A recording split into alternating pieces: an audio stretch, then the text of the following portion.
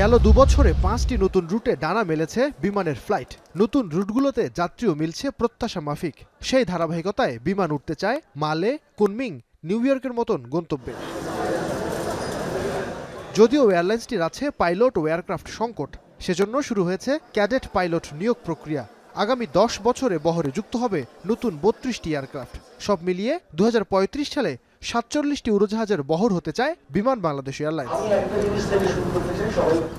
রোববার দুপুরে গণমাধ্যম কর্মীদের সাথে মতবিনিময়ে এই পরিকল্পনার কথা জানান বিমানের নবনিযুক্ত এমডি।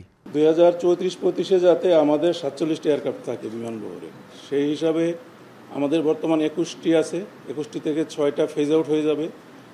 টোটাল মোট ৩২টা এয়ারক্রাফট আমরা পরিকল্পনা করছি, যেভাবেই হোক, যেই সোর্স থেকেই হোক আমাদের বহরে অ্যাড করতে হবে।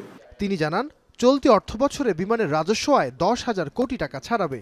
১২০০ কোটি টাকা আসবে কার্গো থেকে। নতুন এমডি আরও জানান, বিমানকে মিডিয়াম রিস্ক ক্যাটাগরি থেকে লো ক্যাটাগরিতে উন্নীত করেছে ইন্টারন্যাশনাল এয়ার ট্রান্সপোর্ট অ্যাসোসিয়েশন। বিমানের বিরুদ্ধে টিকিট সিন্ডিকেটের অভিযোগ বেশ পুরনো। গেল কিছুদিন ধরে সেই অভিযোগ ঘুরে ফিরে আসছে। সাথে যুক্ত হয়েছে টেকনিক্যাল ত্রুটি। সে কারণে গেল মাসে অন টাইম পারফরমেন্স নেমেছে ৬৭%। টেকনিক্যাল ত্রুটির ঘটনায় দুঃখ প্রকাশ করে নতুন এমডি উড়োজাহাজের রক্ষণাবেক্ষণে জোর দিবেন বলে জানান। টিকিট নেই কিন্তু সিট ফাঁকা, দূর করতে চান এই অপবাদও।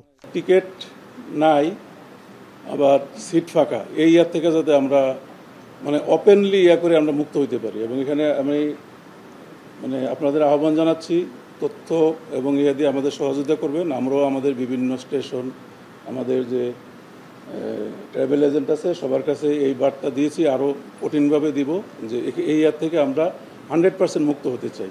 থার্ড টার্মিনালের গ্রাউন্ড হ্যান্ডলিং পাওয়ার বিষয়েও আশাবাদী বলাকার নতুন এই কর্ণধার। নাইম আবির, এখন, ঢাকা।